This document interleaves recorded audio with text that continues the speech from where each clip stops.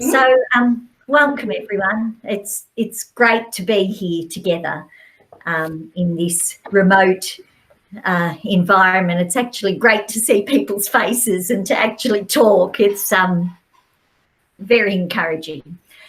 I hope in this remote information session you'll be able to tick off lots of things that you've been able to do in remote learning. And maybe also this session might give you some more ideas of what you could do to help your child.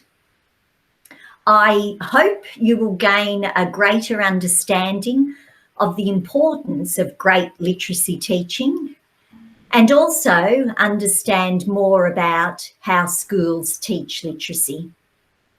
Unfortunately, I won't be able to be here for all of the session, but just before we got on the Google Meet, Katie did remind me actually how lucky I am to have seen three such competent people on my staff.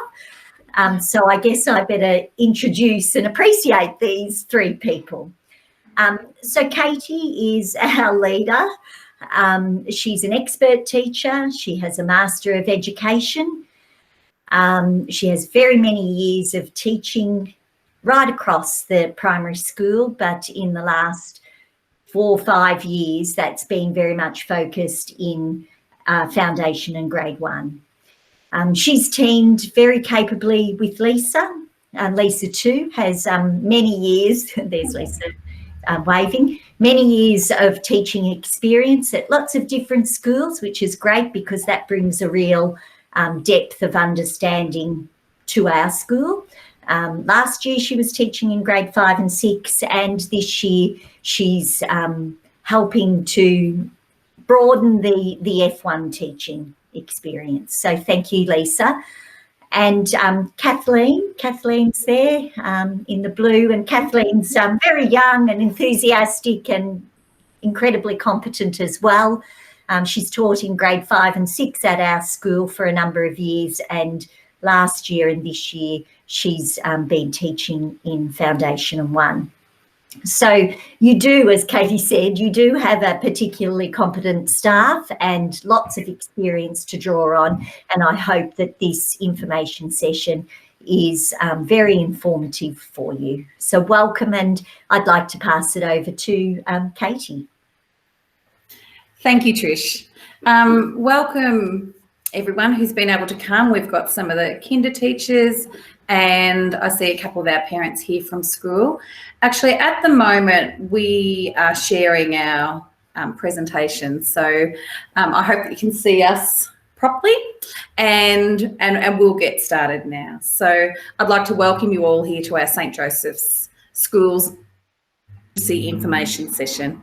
I was going to introduce us all, but Trish has done that really well. So before moving on, I would like to ask everyone to make sure that your microphone is muted, just to help eliminate any background noise.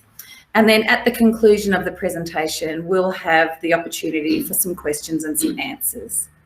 So Lisa's going to lead us now.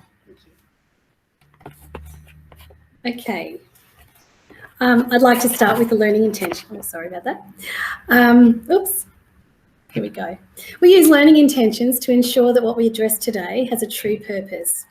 Okay, our first learning intention is for parents to have clarity around the teaching of reading, writing, spelling, and speaking and listening. Our second learning intention is for you as parents and other professionals to see the importance of positive partnerships between school and home. And when this message is clear from both school and home, children are more supported in their learning. And our third learning intention is that we want parents to know what they can do at home to support the learning of literacy for their children. Oops. Okay.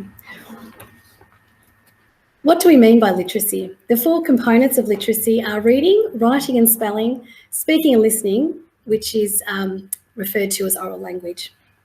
When we refer to reading, it's gaining the meaning from print as a form of communication. It's a process which children learn skills and strategies to assist them to decode words. For some children, this comes easily, and for others, it requires time and patience to master. Writing is putting our thinking into words on paper. As a process, it's putting symbols such as letters, which become the spelling, punctuation and spaces on paper to communicate our thoughts. Speaking and listening refers to the various formal and informal ways oral language is used to convey and receive meaning. It includes body language and voice, and it underpins all of the skills in reading and writing.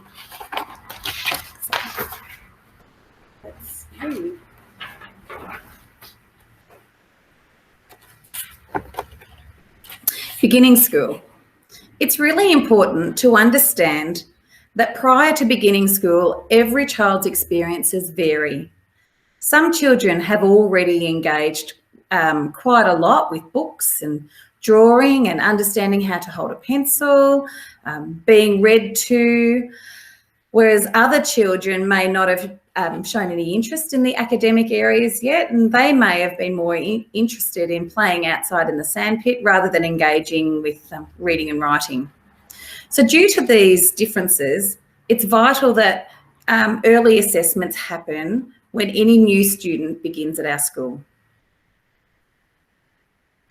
There are a number of assessments that we use here at St. Joseph's School to help us to identify prior knowledge that the children are bringing with them that may, that the children are bringing with them. So in the area of literacy, we conduct 5 different assessments, and these are all done within the first couple of weeks of starting school.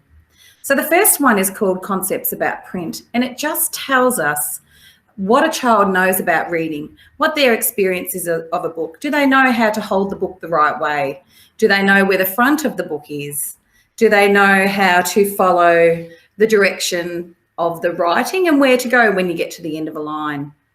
Another form of assessment that we do is running records, and this assessment allows us to observe a child read and to understand the strategies that they're using and to also understand their comprehension. Are they understanding and reading for meaning with the text?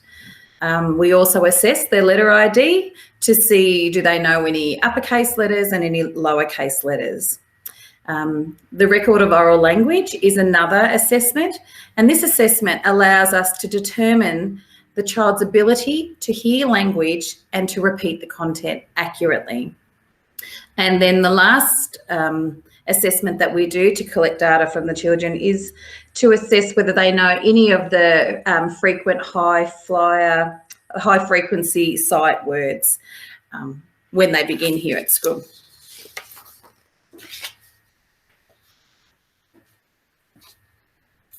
So following from this, we use this data to identify children's individual learning needs. So this means finding out what they already know and what they are ready to learn next. So explicit teaching is the purposeful and intentional teaching of a skill or strategy. So it's not the incidental teaching. It is important for children to be exposed to explicit teaching at their point of learning need. After explicit teaching, children are given many opportunities to practice this new skill. So explicit teaching is based on evidence-based strategies, and as teachers at St. Joseph's, we are always furthering our professional development to ensure best teaching practice. So what does reading look like in the classroom? Before children start to read or write or put anything down on paper, they need to develop their phonological and phonemic awareness. So phonological awareness is a broad skill that includes identifying and manipulating units of oral language. So parts such as words, syllables, and onsets and rhymes. So onset and rhyme, I'll just explain that. So onset is the start of a word and the rhyme is the ending sounds. So in the word cat, the onset is the k, and then the ending sounds is at. And then we can change that k onset sound to be b, and then it will read bat, and so forth, mat, sat. So that's onset and rhyme. Phonemic awareness refers to the specific ability to focus on and manipulate individual sounds, which we call phonemes, in spoken words. So it includes the ability to break words into sounds so we segment them, k, at, and then we can blend them back together. So if you said to someone, k, at, what's that word? Children should be able to say cat. Phonemic awareness is one of the best predictors of how well children will learn to read. So some of the strategies we use to develop these skills are the THRAS chart and smart spelling, which Katie will talk about in the next part. And we use modelled and guided reading. So modelled reading at our school is where we explicitly teach phonics, decoding strategies and comprehension strategies through big books or other specific texts related to a strategy we are teaching that week. We use the data to form our guided reading groups, and this is where we read a text in a small teacher group and practice the specific skills the children need. And then they also do partner reading. So this is where they'll share a book with a peer of their same age group to practice their skills. And we also explicitly teach reading strategies. So this can be broken into decoding strategies and comprehension strategies. So decoding is the actual reading of a word, and some of the strategies that beginning readers will use are pointing to the word and reading left to right, using the pictures to help decode words, and then as their letter sound knowledge grows, they will start to recognise the initial sound in words with the progression to be able to sound out the whole word. Ideally, they'll use a range of decoding strategies to work out an unknown word. And as they progress further with their phonic knowledge, we teach them further strategies such as sliding through the whole word, self-correcting when it doesn't make sense, and using the book's meaning to decode an unknown word. And as their reading progresses, we also focus on developing children's fluency when reading aloud. And so comprehension strategies refer to the understanding of a text. When assessing children on their reading, we are looking for literal understanding, which is recalling direct information from a text, making predictions and summarising a text. Inferential understanding is looking for inferred meaning of a text. So it's not stated directly in there, but we can make that judgment. Children are encouraged to use evidence from the text to support their inference.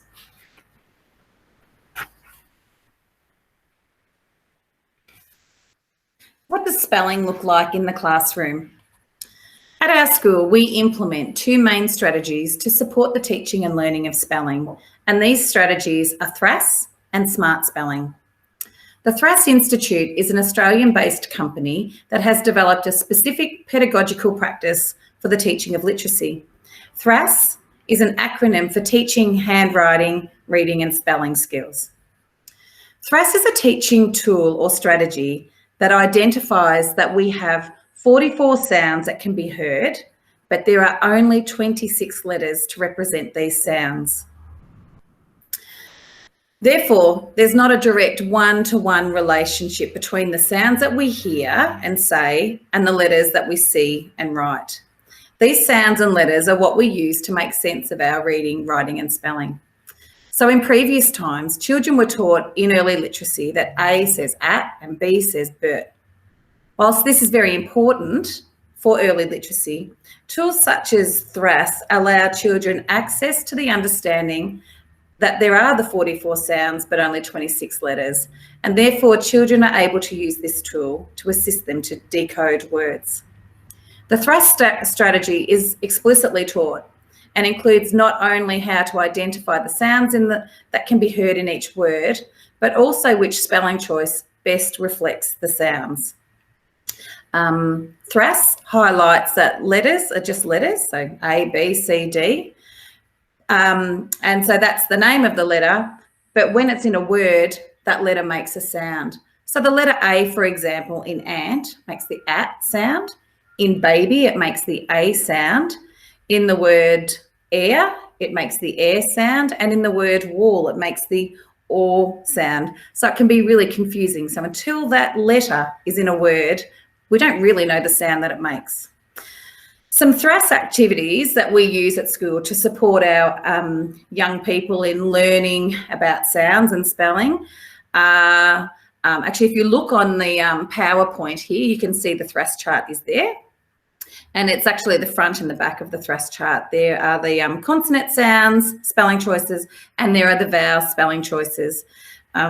So we support the children to learn the names of letters through the support of the THRAS chart. Also, we encourage the students to identify the phonemes, the sounds that they use to spell words, and the grapheme, what it actually looks like. And we do that when we sound words out, like the word bug. It's B as in bird, A as in bus, and G as in gate. And also when we're spelling these words out, we use our fist or the fingers on our hand, and we call it our phoneme fist. So with the word bug, again, we would listen to the sounds, and for each sound we can hear, we show another finger. So B, A, G. I can hear 3 sounds, so I'm showing 3 fingers on my phoneme fist. And most importantly, we really encourage our children to have a go. If they can hear a sound, then it's important for them to practice choosing a spelling choice that accurately represents that sound, and then write it down. It's all a part of their learning, and it might not be right, but we understand that children are listening and learning to experiment, particularly in those early days, for their spelling. So, and when they make these spelling choices, it's a great opportunity for us as teachers to give immediate feedback and say to them, wow, that's great, you could hear that, and I like the way you showed that, well done. Our other spelling strategy is the SMART spelling, which is another Australian spelling strategy and works really well with the THRAS spelling approach. It too encourages the children to listen to the sounds in each word and to carefully represent the sounds, each of the sounds. So the acronym for SMART spelling is S for say it, M for giving it meaning, A stands for analysis, R stands for remember, and T stands for teach it to me. So the S, say it. If we were teaching the word boat, we would say the word boat, boat. I would give it meaning. I would put it into a sentence. For example, they went in the boat on the water for the day.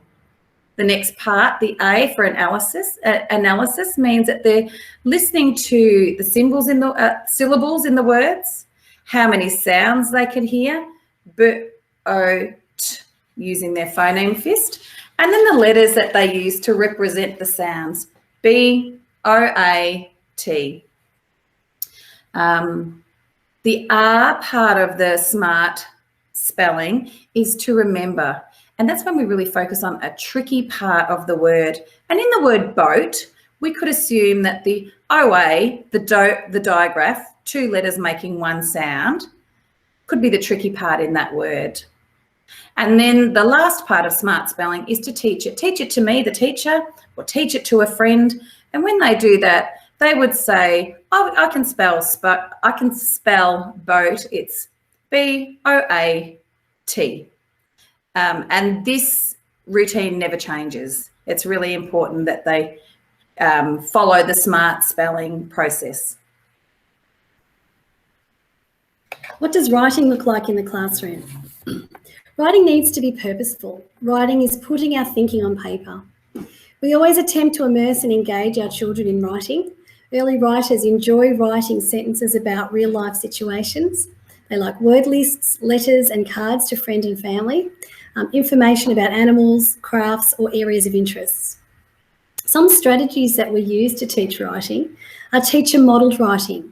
This is when the teacher models good writing practice for students. So the teacher would have the whiteboard and a texter, and that all the children could see the writing. The teacher would be discussing what and why we do certain things, like use punctuation, capital letters and full stops, using spelling strategies such as the use of the THRAS chart, stretching out the word, breaking down the sounds and the SMART spelling. So for teacher modelled writing, the children get to see a correct example of what writing should look like. Shared writing is when we have the teacher scribing to come up with ideas. Teacher scribes and the students come up with the ideas. So their ideas might come out orally a little jumbled. The teacher can then help them to remodel that to make some sense.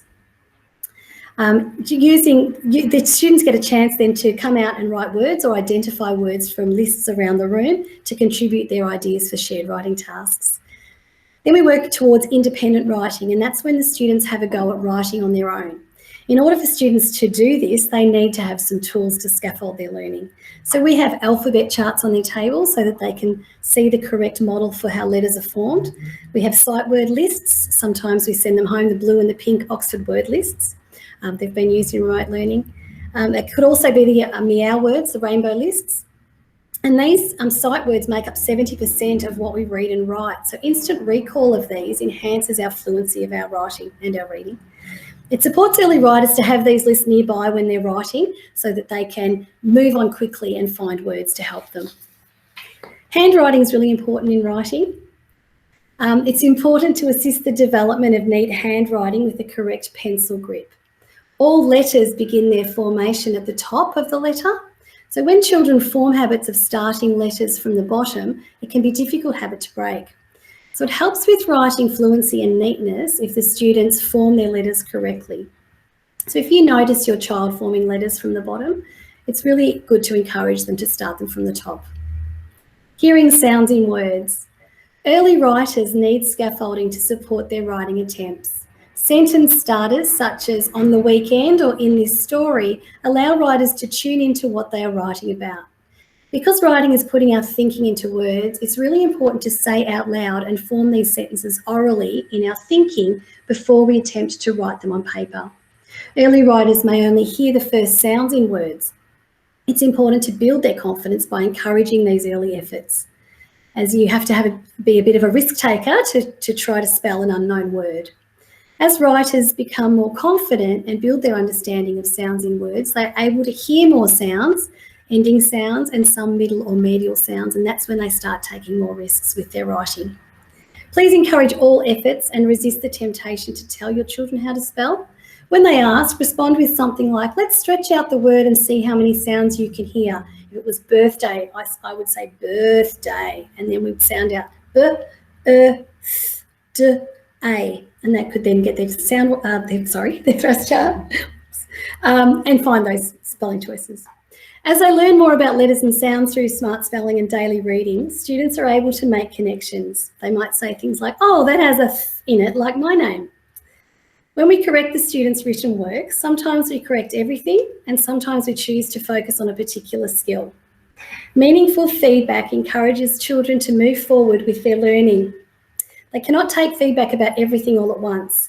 If a consistent error is noted in a work sample, such as adding an S at the end of a word to make a plural, this becomes a point of need in their learning and becomes an opportunity to teach examples of this. We have different purposes for writing, which we sometimes call genres of writing, such as a recount about an event, a list of describing words about something, procedural text about how to make or do something, an information report about an animal, a persuasive text such as an advertisement trying to convince the reader about something. These different writing genres give writing a purpose. We attempt always to make the writing task fun and engaging in order to encourage children to write. Positive partnerships between school and home. Parents play a vital role in the literacy development of their children, not just before they start school, but through their whole learning journey. The skills they learn at school need to be practiced at home. Reading cannot just take place at school. It's proven that children who read at home and are read to every day are more successful in their reading and writing development. Open communication is really important. If you ever have concerns or questions about your child's learning, it's really important to speak to your child's teacher. We want the best learning outcomes for your child. You can email your child's teacher to make appointment times to discuss your child's learning development. Be mindful not to compare your child to others. Children all have different learning needs and learn at different rates. It's not a race.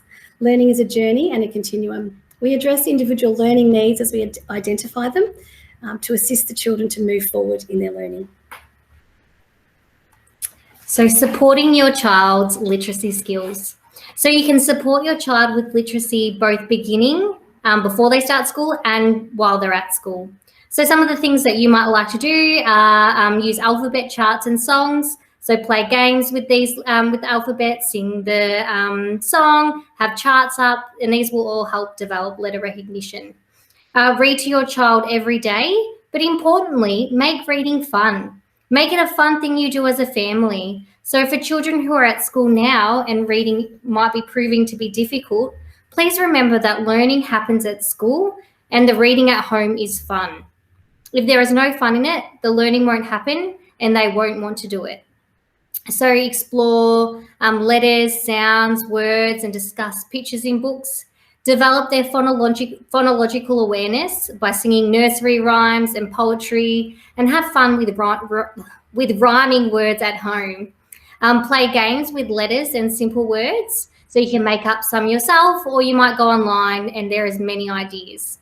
Other games might be I Spy, because this helps with initial letter recognition, or memory games. Importantly, resist the urge to jump in and say the word when they are reading, or if they don't know how to spell a word. Let them have a go first and encourage them to use the skills that we have spoken about.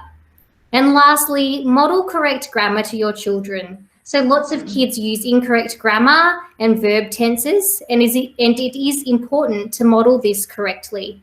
So for example, if your child says, "This is she's book," gently repeat the sentence correctly to them. So that's the end of our formal part. I'm just going to get rid of our presentation and stop recording, and we'll have a time for questions.